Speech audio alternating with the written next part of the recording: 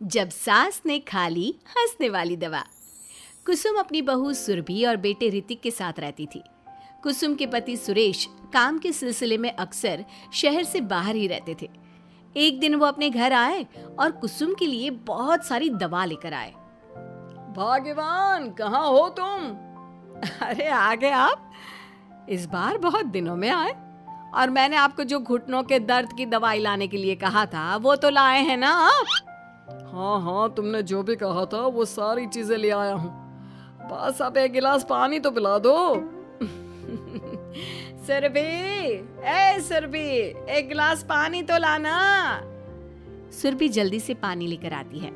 सुरेश सुरभि के सर पर हाथ रखता है और उसका हालचाल पूछता है। बहू, ये तुम्हारी सास के लिए मैं कुछ दवाई लाया था। तुम देख लो ये दवा। तुम्हारी सास तो है भुलक्कड़, किसी और दवाई की जगह कोई और दवाई खा लेगी तो लेने के देने पड़ जाएंगे। सुरेश एक एक करके सुरभि को दवाई बताने लगा। देखो, यह घुटने के दर्द की दवा है। यह घुटनों के दर्द के लिए मालिश का तेल है। रोज रात को मालिश करनी है इससे। ये बीपी की दवा और ये कमर दर्द की। एक दवाई की शीशी हाथ में लेकर कहते हैं, लेकिन ये दवाई किस चीज की है? लगता है मेडिकल वाले ने गलती से दे दिया। सुरेश कुछ दिन अपने घर वालों के साथ रहता है और फिर शहर से बाहर चला जाता है। सुरभि रोज अपनी सास को दवाई दे देती है, लेकिन एक दिन वो घर के काम में बहुत व्यस्त होती है और अपनी सास को दवाई देना भूल जाती है। लगता है सुरभि को आज बहुत ज्यादा काम है। चलो कोई बात नहीं, मैं खुद ही दवा ले लेती हूँ। अरे वाह, ये दवाई तो बहुत स्वादिष्ट है। थोड़ी सी और पी लेती हूँ। इस तरह कुसुम थोड़ी थोड़ी करके हंसने वाली दवाई की पूरी बोतल ही पी लेती है। माँ जी, आज मेरे मायके वाले आ रहे हैं, भैया का फोन आया था। क्या कहा, मायके वाले? अरे तो तू यहाँ क्यों खड़ी है? खाने में कुछ अच्छा सा बना ले। माँ जी, आप इतना हंस क्यों रही हो? आप मेरे मायके वालों का मजाक तो नहीं बना रही हो ना? नहीं नहीं नहीं, मैं कहाँ मजाक बना रही हूँ। मैं तो बस बता रही हूँ। माँ जी, आप झूठ भी बोलती हैं। आप अभी तो हंस रही थी। कुसुम हंसती ही रहती है। सुरभि वहां से चली जाती है और खाने की तैयारी में लग जाती है। थोड़ी देर बाद सुरभि का भाई और सुरभि की माँ आते हैं। कुसुम उन्हें अंदर बिठाती है और अपनी सास को बुला लाती है। समधन जी, कैसी हैं आप? मैं तो ठीक हूँ। आप बताइए, आप कैसे हैं?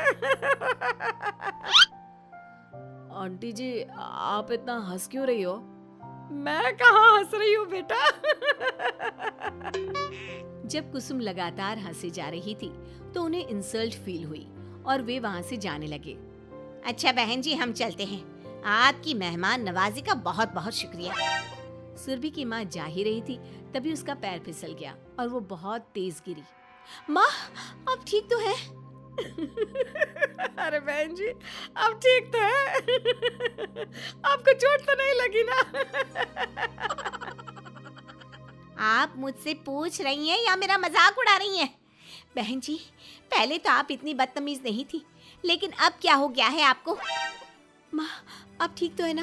अंदर चलिए, मेरे कमरे में आराम कर लीजिए। नहीं सुरभि, हम जा रहे हैं। हमें अपना मजाक और उड़वाने का शौक नहीं है। और सुरभि, तुम अपनी सास का इलाज कराओ। इस तरह सुरभि के मायके वाले चले गए तो सुरभि का गुस्सा चौथे आसमान पर था। उसने अपनी सास से कहा, माँ जी, आपने मेरे भाई और मेरी माँ के साथ ऐसा क्यों किया? अगर आपको उनका यहाँ आना अच्छा नहीं लगा तो आप मुझसे बोल देती। इस तरह उनकी इंसल्ट करने की क्या जरूरत थी? नहीं बहू, मैंने कुछ नहीं किया। अरे भला मुझे क्या पड़ी है जो तेरे घर वालों का मजाक उड़ाऊंगी? देखिए देखिए माँ जी, आप अब भी हंस रही हैं। आपसे तो बात करना ही बेकार है।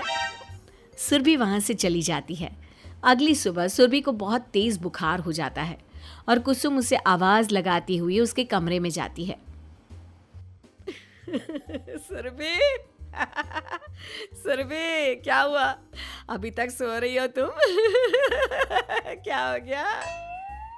माँ जी, मुझे बहुत तेज बुखार आ रहा है। अच्छा। ठीक है, ऋतिक को बुलाती हूँ। माँ जी, मुझे बुखार आ रहा है और आप हंस रही हैं। अरे नहीं बहू, मैं कहाँ हंस रही हूँ। वो तो मेरी हंसी रोक ही नहीं रही है। माँ जी, जब आपकी तबीयत खराब होती है तो मैं आपका कितना ख्याल रखती हूँ और आप मुझ पर हंस रही हो। चली जाओ आप यहाँ से।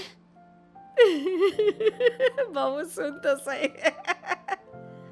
नहीं माँ जी, आप जाओ यहाँ से। अब तो आपके बेटे ही आपसे बात करेंगे और मैं पापा जी को भी बताऊंगी कि आजकल आप क्या कर रही हैं। जब ऋतिक घर आया तो सुरभि ने उसे सारी बात बताई। मुझे तुम्हारी बात पर विश्वास नहीं हो रहा।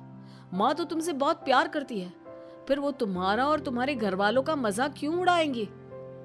खैर अभी छोड़ो इस बात को, अभी तो तुम मेरे साथ चलो, तुम्हारी दवाई ले आते हैं। कुछ दिन में सुरभि ठीक हो गई। एक दिन ऋतिक को पता चला कि उसके मौसी के बेटे राहुल की तबीयत बहुत खराब है, तो वो अपनी माँ और पत्नी को लेकर हॉस्पिटल पहुंचा। मौसी जी, कैसे हैं राहुल भैया?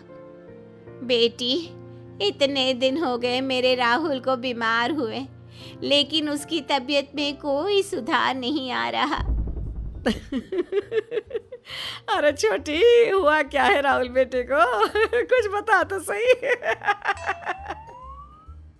माँ, आप हंस क्यों रही हो? कहाँ हंस रही हो बेटा? मैं तो अपनी बहन के बेटे के लिए परेशान हूँ। माँ, ये क्या तरीका है?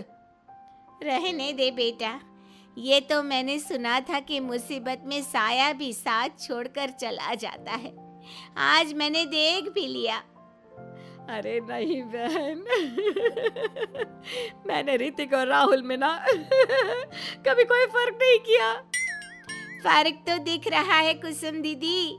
अगर आपकी बेटे की तबीयत खराब होती तो आप ऐसे हंसती क्या? ऋतिक बेटा, ले जा अपनी माँ को यहाँ से। ऋतिक बहुत गुस्से में अपनी माँ से बात करने लगा, लेकिन कुसुम तो सिर्फ हंसे ही जा रही थी। ऋतिक ने अपने पापा को फोन करके बुलाया और उन्हें सारी बात बता दी। बेटा, तेरी माँ तो अपने घर वालों से बहुत प्यार करती है और वो बहुत समझदार है। वो ऐसी हरकत कभी नहीं कर सकती। जरूर कोई ना कोई बात है। कल मैं उसे डॉक्टर के पास ले जाऊंगा।